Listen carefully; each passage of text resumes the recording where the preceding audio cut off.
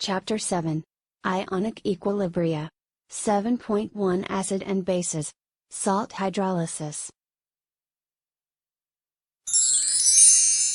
The learning outcomes for this lesson are, to explain qualitatively salt hydrolysis, using hydrolysis equations, and classify the salts formed from the reaction between, A. Strong acid and strong base, B. Strong acid and weak base, C. Weak acid and strong base.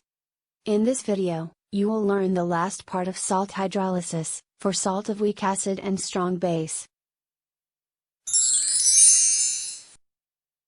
Now let's take a look at salt, from weak acid and strong base.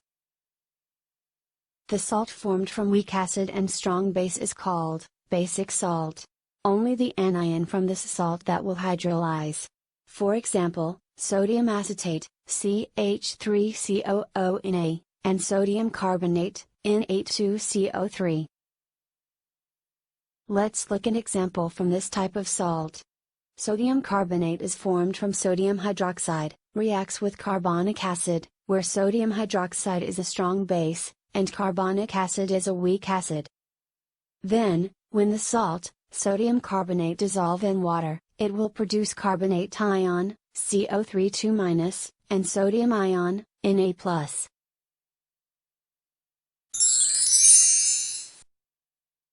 Carbonate ion act as Bronsted-Lowry base, by accepting a proton from water, while sodium ion does not hydrolyze, as it is from a strong base, which completely dissociated in water. So, carbonate ions will undergo hydrolysis with water, to produce bicarbonate ion, HCO3-, and hydroxide ion, while sodium ion does not hydrolyze with water.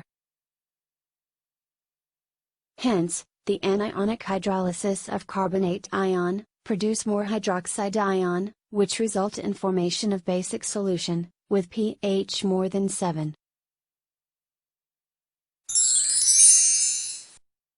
Now you try for salt sodium acetate, CH3COO(Na). Firstly, write the dissociation equation for sodium acetate. Sodium acetate when dissociate in water, it will produce acetate ion, CH3COO-, and sodium ion, Na+. Some hint: acetate ion is from ethanoic acid, or called acetic acid, which is a weak acid, while sodium ion is from sodium hydroxide, which is strong base.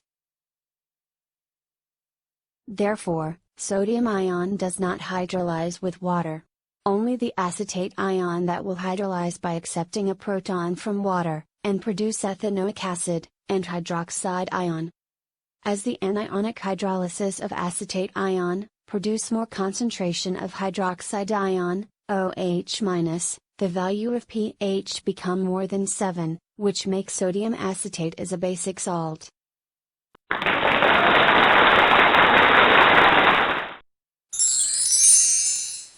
Take a look for another example of anionic hydrolysis. The deadly poison, potassium cyanide, is a salt. It dissociates into ions in an aqueous solution. The cyanide ions, according to the Bronsted theory, are an anionic base, and react with water molecules, which act as an acid in this case.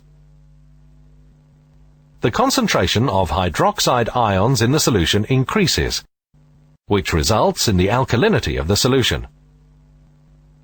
Thus, cyanide ions behave like bases, characterized by a dissociation constant Kb.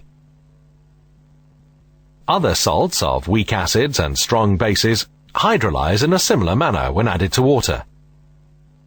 These include sodium benzoate, commonly used as a food preservative, or sodium nitrite.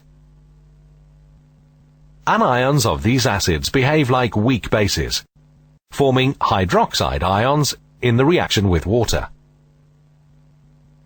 Anions of strong acids such as nitric acid, hydrochloric acid, sulfuric acid, do not react with water, because the chloride, nitric, sulfate anions are extremely weak bases, which do not react with water. Generally, we can say that all salts, formed by strong bases and weak acids, hydrolyze to give alkaline solutions. Note that a hydrolysis reaction can be considered to be the reverse reaction of a neutralization. However, not all neutralization reactions can be reversed. For instance, the neutralization of hydrochloric acid with sodium hydroxide is virtually irreversible. This is why sodium chloride, as a salt of a strong acid and a strong base, does not hydrolyze.